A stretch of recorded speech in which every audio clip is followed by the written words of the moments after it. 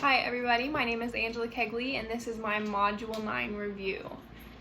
To start out, what is the role of assistive technology in the classroom?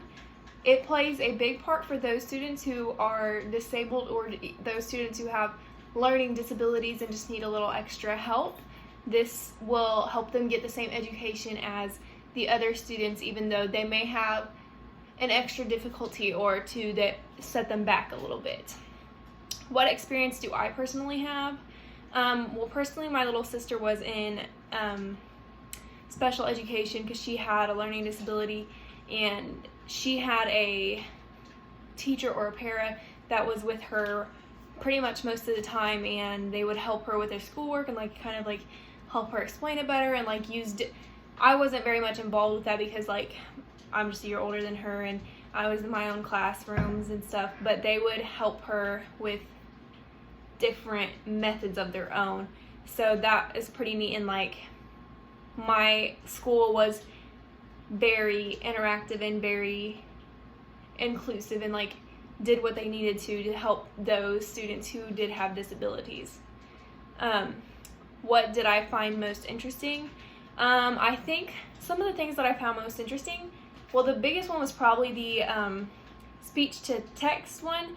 I remember years back I saw this commercial for this I don't know what it is, it's Dragon something, I don't know, but it was a program that you wore a headset and you could just talk and it would type it out for you, and I thought that was pretty interesting to see. I mean, they were using it for their job, but I didn't think about using it in the classroom for students who are deaf, like maybe the teacher, them talking and then they can see it being played out, typed out while they're learning, or those who just need those extra note-taking assistance.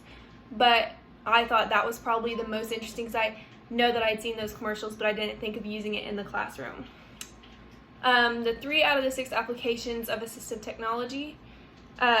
Communication is the first one that I picked out, and I thought that one was pretty interesting, going back to those who are deaf, those who are hard hearing, those who need a little help in the audio aspect. So message boards is one example that I wrote down for that. They could use notes, like a board to write down their notes, talking to their teachers or their other peers, during group projects or during class discussions. They could use that. Existence is the how they exist, what they need to exist. Not really exist, but to be present in the learning environment. So several of those examples were spoons that had bigger handles so that they could hold them, powered mobility equipment, those who cannot get around very well, they have limited arm movement, limited leg movement, just limited movement in general.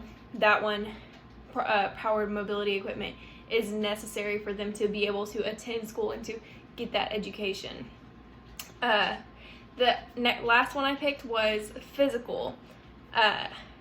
This one is pretty common. Maybe a student breaks their leg, or maybe a student has muscle dystrophy or scoliosis, different things that could cause them to be physically disabled and not be able to attend classroom or go up the stairs to be able to go to their class or participate in certain class activities.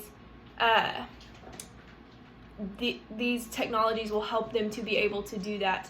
So a wheelchair is a really good example. They wouldn't, if a student doesn't have use of their legs, a wheelchair would be necessary for them to be able to get back and forth to class. So it's not necessarily used for the classroom purpose, but it is used for them to be able to get back and forth from class to class and everything in between.